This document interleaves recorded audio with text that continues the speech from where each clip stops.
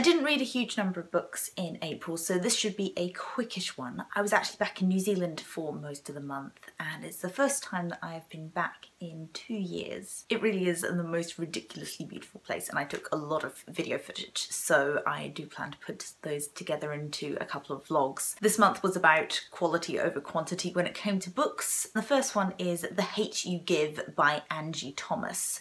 Now, this one has been all over BookTube, all over the media. I was sent a proof copy of this by Walker Books, so thank you very much, Walker. And it's out now, it's available to buy, and I really highly recommend this one.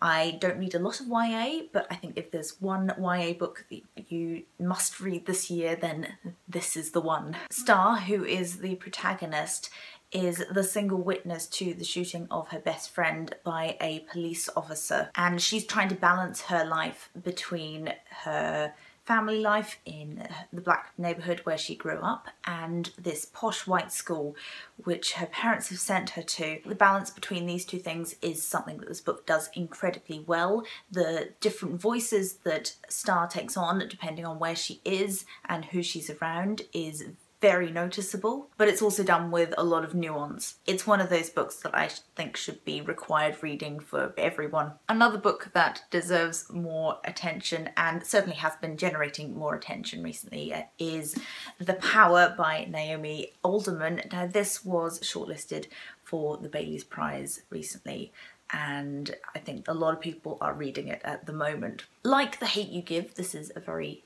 issue-based book, and the issue here is feminism, the patriarchy, and what would happen if those roles were reversed. The premise is that women develop this power to create electricity from their hands. So women are no longer the second sex and they are physically stronger than men, and over the course of this novel we see this transition into a completely new world order. The question it poses is a world run by women a better world? I must say I got a bit swept away with this, particularly at the beginning. Obviously that in itself is problematic, and this book really explores that and it takes you to the extreme, and when you get to the end you sort of, it makes you question everything.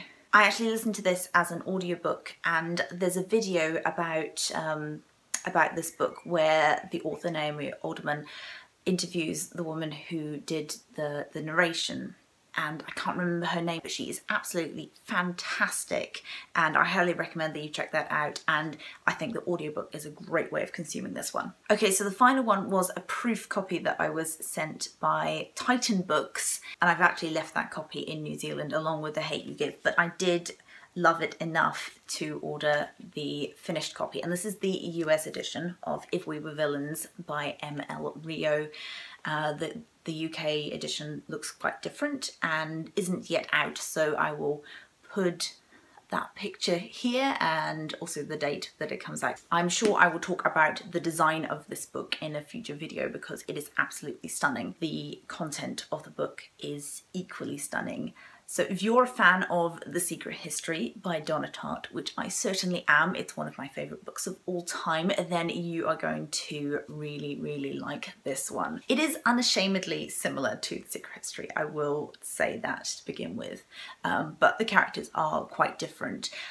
What makes it similar is how vividly painted these characters are, and the fact that it is set at an elite arts college and there is a murder. While the murder and intrigue made me want to keep turning pages, the beautiful characterization of these individuals was what made me really want to linger over each page, and I did feel like I knew each of them intimately in the same way that I feel when I'm reading Donna Tartt or Hani Yanagihara, and those are my favourite types of books. Also the setting, this arts college, I felt like I could almost smell the books in the library where they were studying, or the tea that they were drinking with their professors. And this was just everything that I wanted my own university experience to be. I love just burying myself in this kind of world.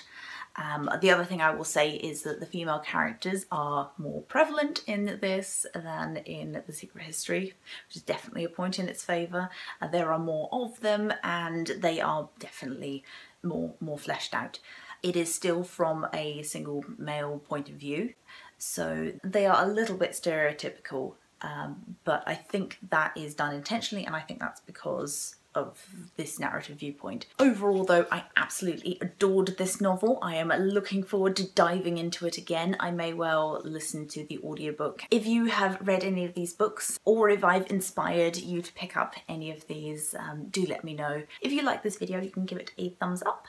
And if you want to see more content like this or more stuff on book design, which I'm going to be doing, including a video which will feature this because it's got some hidden gems, then subscribe to the channel. As always, thank you very much for watching, and I will see you next time. Bye!